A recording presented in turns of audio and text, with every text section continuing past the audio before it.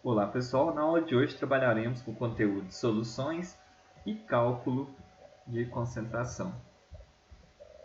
Então a matéria ela pode ser quantizada e a unidade de matéria no Sistema Internacional de Medidas trata-se do mol. A quantidade molar, a quantidade de matéria em termos de mol, ela pode ser determinada uma vez que conhecidas a massa da amostra e qual que é a natureza da substância química em questão. Então, a quantidade molar será igual à massa de amostra dividido pela massa molar da substância. Massa molar que é obtida a partir da soma da massa de todos os átomos que compõem aquela substância.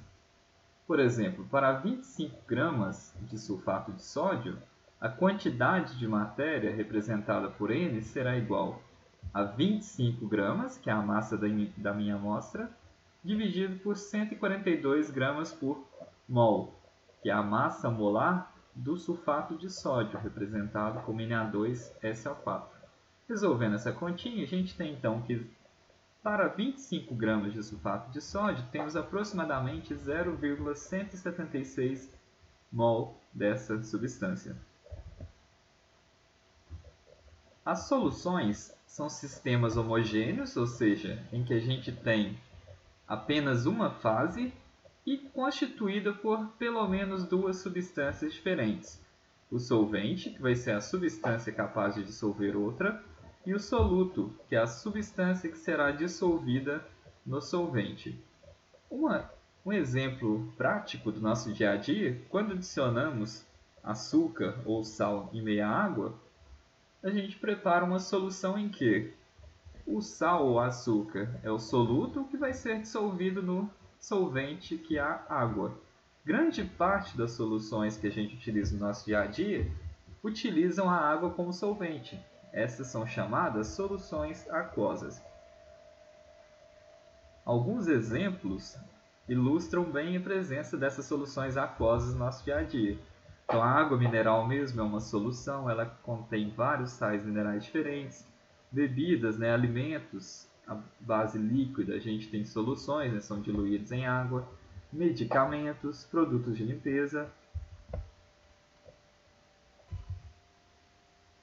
O que possibilita a formação de uma solução é a tendência de uma substância ao se dissolver em aumentar a desordem, a distância entre as moléculas ou os cristais, no caso de um sólido. Então, esse aumento da distância que ocorre quando há a dissolução de um soluto em um solvente é a força motriz para que a formação de soluções ocorram de forma espontânea na maioria dos casos. As soluções podem ser classificadas de acordo com seu estado físico, a natureza do soluto e o coeficiente de solubilidade. Quanto ao estado físico, temos soluções sólidas, em que ambos soluto e solvente estão no estado sólido. Então, a gente tem como exemplo medicamentos, ligas metálicas, dentre outros. No caso das soluções líquidas, a gente tem então o soluto e o solvente são líquidos, ou então o solvente, que possui uma maioria em termos de composição, está na fase líquida, enquanto o soluto pode estar na fase gás ou na fase sólida. Já no caso de soluções gasosas, todos os componentes da solução estão no estado gasoso da matéria. Temos como exemplo o ar atmosférico, que é uma composição, uma mistura, uma solução contendo então nitrogênio, oxigênio, hidrogênio e outros gases, e também o próprio gás de cozinha. Ele é composto então por diferentes gases de diferentes naturezas, então também é um tipo de solução gasosa. Quanto à natureza do soluto, podemos ter soluções moleculares, em que o soluto é composto por moléculas, ou seja, compostas de ligações covalentes, ou então soluções iônicas, cujo soluto é composto por íons. A principal diferença que a gente tem é a interação do soluto com o solvente. Então, como a gente pode ver no exemplo da direita, quando temos compostos iônicos, a formação de íons em meio aquoso. Estes íons carregados com carga positiva ou negativa vão atrair de forma mais efetiva as moléculas de água e assim tem uma interação muito mais forte do que quando a gente tem compostos moleculares sendo dissolvidos. Quanto ao coeficiente de solubilidade, este representa a maior massa que eu consigo dissolver de uma substância em determinado solvente em determinada temperatura controlada. Uma solução é considerada como uma solução insaturada quando a quantidade de soluto dissolvida é inferior ao coeficiente de solubilidade. Saturada quando a quantidade de soluto dissolvida é igual ao coeficiente de solubilidade, e supersaturada é obtida em condições diferenciadas, geralmente por equipamentos específicos ou processos de aquecimento, em que a quantidade do soluto dissolvido vai ser maior do que o coeficiente de solubilidade.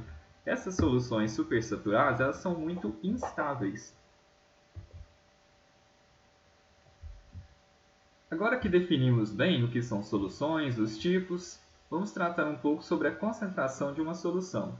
Então, a concentração vai ser a proporção em massa, volume ou número de mols de soluto em relação ao solvente ou à solução.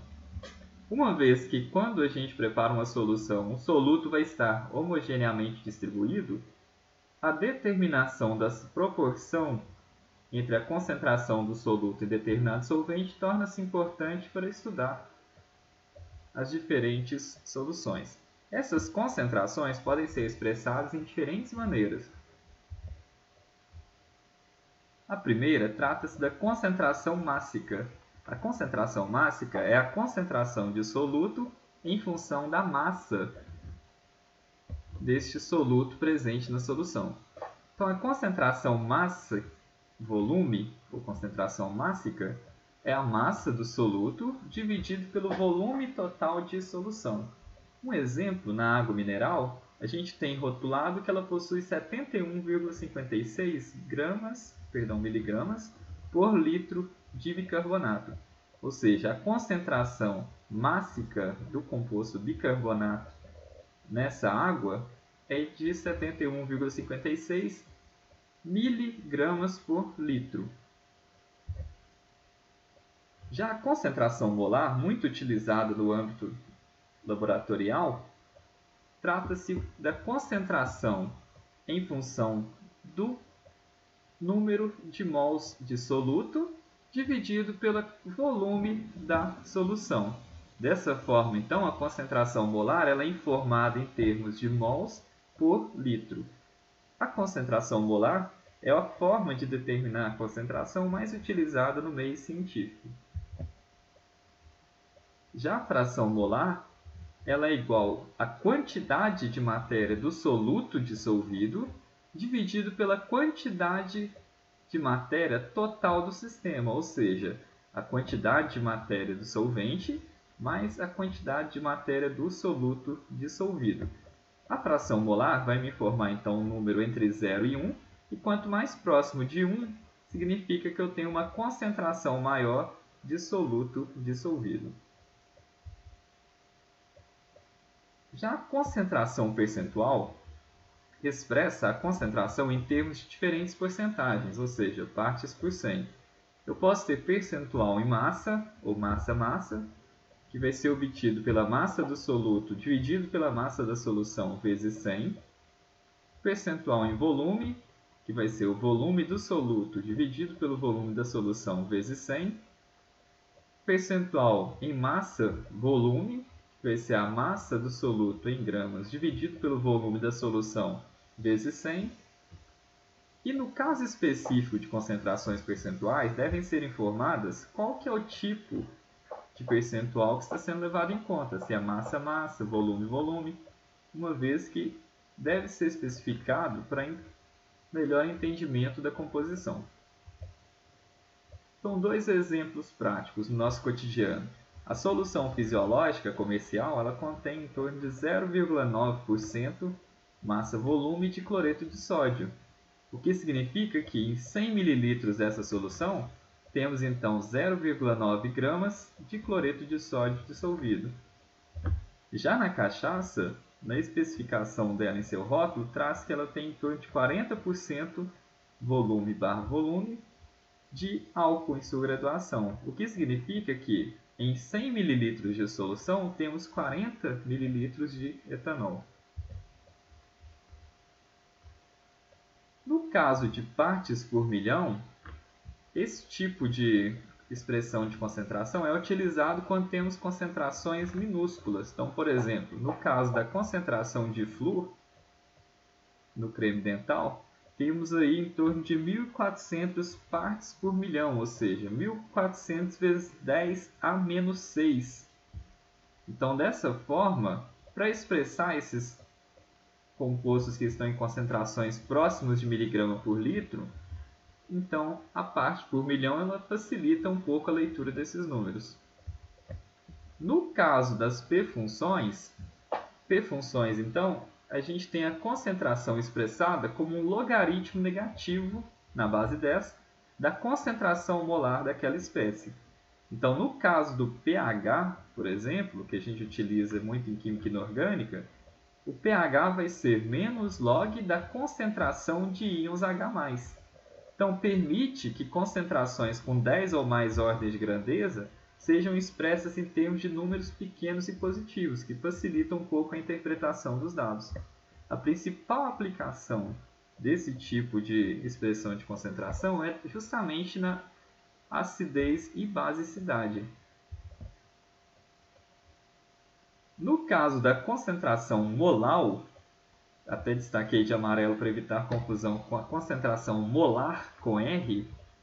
No caso da concentração molar, a concentração do soluto é em função da sua quantidade molar, porém, considerando agora uma massa de solvente em quilos. Então, a concentração molar ou molalidade vai ser a quantidade de soluto, em termos de quantidade de matéria em mol, dividido pela massa do solvente em quilo. Então, apresento as principais referências aí da aula e por hoje é isso tudo.